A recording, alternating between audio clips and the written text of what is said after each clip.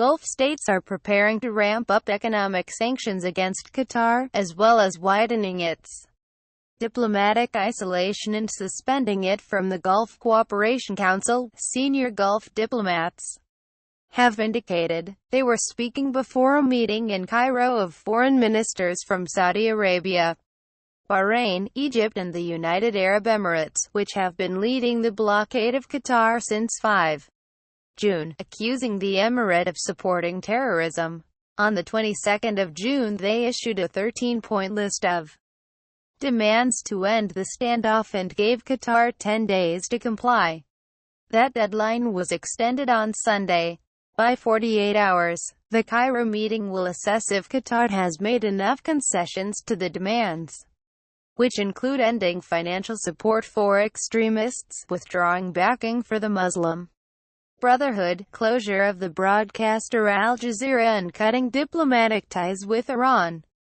The blockading nations are pessimistic about Qatar's willingness to accept the terms, and they predicted, if no agreement was reached, two broadly neutral Middle East countries, Kuwait and Jordan, would swing behind Saudi Arabia against Qatar. Kuwait has been acting as the chief mediator in the dispute. They added that a stronger economic embargo could be implemented, including disinvestment from Qatar, withdrawal of deposits and possibly a tighter air blockade. Last-minute negotiations were continuing involving Kuwaiti emissaries in Jeddah. The Qatar foreign minister, Sheikh Mohammed bin Abdul Rahman Al Thani, speaking in Doha, said the list of demands from countries isolating Qatar is unrealistic and is not actionable.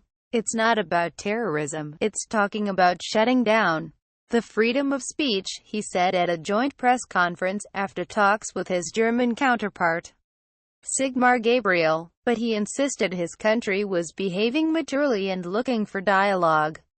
A blockading state said Qatar's response has to be fully positive. If it is halfway, or there are gray areas on which we can adhere, we can assess the position, but this is about ending support for terrorism. Qatar had earlier privately told its Gulf rivals it would not accept controls on its diplomatic ties, funding or media unless other countries in the region agree to the same treatment.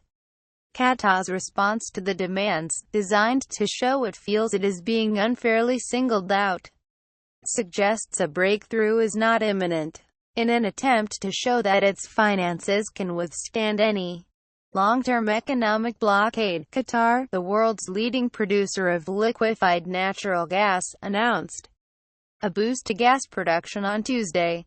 The head of the state-owned Qatar Petroleum told a press conference that the emirate intended to produce 100 tons of natural gas a year by 2024, up 30% from current levels.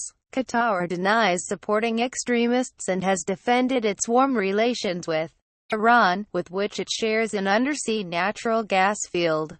In an attempt to shore up diplomatic support for the embargo, the Saudi foreign minister, Adel al-Jubeir, unexpectedly attended a summit of African Union leaders in the Ethiopian capital, Addis Ababa.